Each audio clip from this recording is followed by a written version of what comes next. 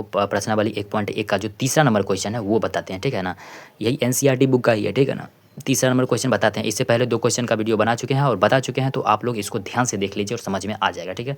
तो सबसे पहले देखिए, इस दोनों का हमको क्या निकालना है, एचसीएफ निकालना है, जो कि आप पहला नंबर क्वेश्चन पढ़ लीजिएगा, ठीक है। यूक्लिड विभाजन एल्गोरिथम से बोल रहा है इसका एचसीएफ निकालने के लिए। तो सबसे पहले आप लोग को आता तो होगा नहीं आता होगा तो करना क्या है, तो सबसे पहले आप लोग जो बचपन में तरीका सीखे हैं उस तरीका से हम क्या करते हैं, कर देते हैं। हम तो डायरेक्ट कर सकते हैं, लेकिन आप लोग से नहीं होगा, इसलिए हम वैसे ही बताते हैं, ठीक है ना। जैसे आप लोग को सीधे समझ में आ जाए, तो सबसे पहले हम क्या करेंगे, 255 है, 255 से हमको क्या करना है, 867 में निकालना है। स्टेप बाय स्टेप देखिएगा, ठीक है। 255 में 867 से निकालना है, तो क्या बार में लगाएंगे, सबसे पहले जब आप लोग इसमें लगाएंगे 3 बार में, ठीक है।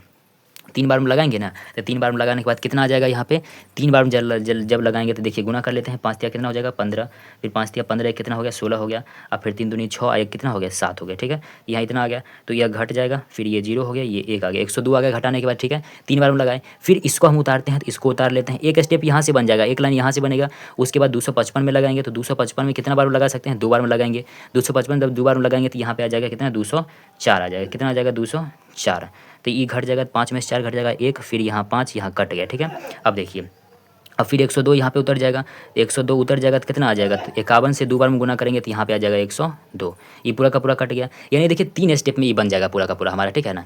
कितना स्टेप बन जाएगा, ये हमारा 3 स्टेप में बन जाएगा। थोड़ा सा उधर कट गया था तो देख लीजिए आप लोग, ठीक है ना। तो 3 स्टेप में बन जाएगा, यानी एक स्टेप ये वाला पूरा हमारा होगा, फिर दूसरा स्टेप ये होगा, फिर तीसरा स्टेप ये होगा। तो ध्यान से देखिए, हम बस सीधा उतार रहे हैं और कुछ नहीं करेंगे अभी, ठीक है ना। तो सीधे हम उतारते हैं, देखिए क्या है हमारा। सबसे पहले क्या कीजिए, 867 है, तो 867 को इधर हम लिख लेते हैं, ठीक है। 867 को इधर हम सीधा लिख देते हैं, 867 है हमारा, ठीक है, बराबर, ठीक है। 255 है, 255 लिख लीजिए। अब देखिए यहाँ 255 कितना से गुना किए थे, 3 से, तो 3 से गुना किए थे, 3 लिख देते हैं। फिर शेषफल कितना बचा था, शेषफल 102 बचा था, तो 102 हम उतार रहे हैं, ठीक है। जब आप लोग एग्जाम में बनाइएगा तो ये वाला काम जो है रफ में कर लीजिएगा, ठीक है ना। और उसके बाद चलिए फिर क्या करेंगे, अब 255 को उठा के इधर ले आइए, ठीक है। 255 ले आए, बराबर। फिर देखिए 255 में 255 इस 102 को यहाँ पे ले आइए, ठीक है। फिर 255 यहाँ पे था, तो 255 लेके 102 में कितना से गुना किए थे, 2 से किए थे, तो 2 से गुना कर लिए, ठीक है। और उसके बाद देखिए यहाँ पे नीचे में कितना बचा था, शेषफल कितना बचा था, शेषफल बचा था हमारा 51, ठीक है। शेषफल 51 लिख दिए। उसके बाद फिर से इस 102 को उठा के ले आइए, यहाँ पे दे दिए। उसके बाद इस 51 को यहाँ पे ले आते हैं, ले आए। 151 में कितना से गुना किए, तो 2 से गुना किए थे, तो 151 2 से गुना किए, 2 से गुना कर दिए। और फिर प्लस में नीचे में कितना बचा, शेषफल कितना बचा, 0 बचा। तो जब भी लास्ट में 0 बच जाए तो ये वाला हमारा क्या होता है, एचसीएफ होता है, ठीक है।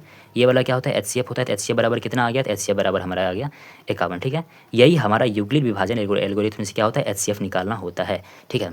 अगर आप लोग इससे पहले 2 क्वेश्चन नहीं देखे हैं तो वो देख लीजिएगा, आप लोग को अच्छे तरीके से क्या हो जाएगा, समझ में आ जाएगा, ठीक है। तो आज के लिए इतना ही।